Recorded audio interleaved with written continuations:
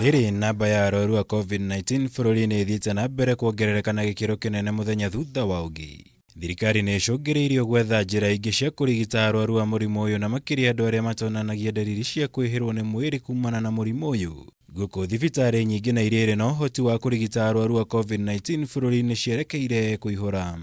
That because of the next stage in our fight, where we are going to take people in quarantine at home, we are going to isolate people at home, and we are going to need community-based isolation and community-based quarantine.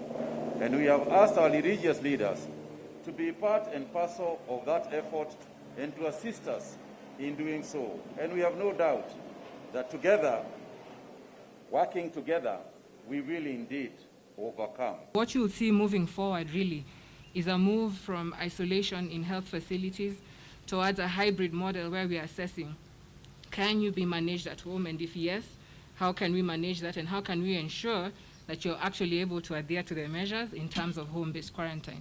Thibitarĩ ya Mbagathi na ya Kenyatta University arĩcio ikuĩte namba nene ya arwaru a COVID-19 bũrũri-inĩ. Gũkũ riboti kuma Ministry ya ũgima wa mwĩrĩ ihithũrĩtie thibitarĩ ici cierekeire kũihũra noguo bata wa gwetha njĩra ngũrani cia kũrigita arwaru aya. We're also looking at seeing how can we utilize further community resources and centers to be able to have wananchi, perhaps who cannot afford to have adequate home-based care, be quarantined in a community center. And this again is an approach that we shall share in the coming few days.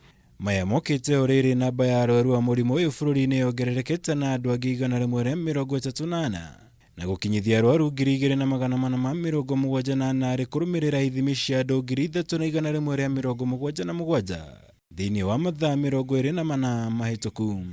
That collective effort in combating this pandemic requires that each and every member of society, irrespective of their condition or status, is able to partner with us in fighting for this virus, against this virus.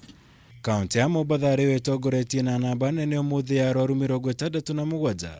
Nairobi ĩrĩ ya kerĩ na arwaru 31, gũkũ Busia ĩrĩ ya gatatũ na arwaru 15, Machakos arwaru 5 na Taita Taveta arwaru 4. Kilifi na Nakuru irĩ na arwaru 2 o kaunti rĩrĩ kaunti cia Garissa, Murang'a, Kisumu, Uasin Gishu na Kajiado irĩ na mũrwaru 1 o kaunti. In Nairobi, the 31 cases are from Kibera, we have 19, Westlands 7, Makadara 3, Lang'ata and Embakasi East 2, Ruaraka, Kasarani and Embakasi South have 1 case each. In Kiambu, 2 cases from Ruiru and Kabete, while in Nakuru, 2 cases from Naivasha. Garissa has 1 case at Dadaab, while in Murang'a we have 1 case at Makuyu. Kisumu has 1 case, and this is in Kisumu Central. Ngĩribotera Kameme TV, Njĩtagwo Mwaũra Wagunya.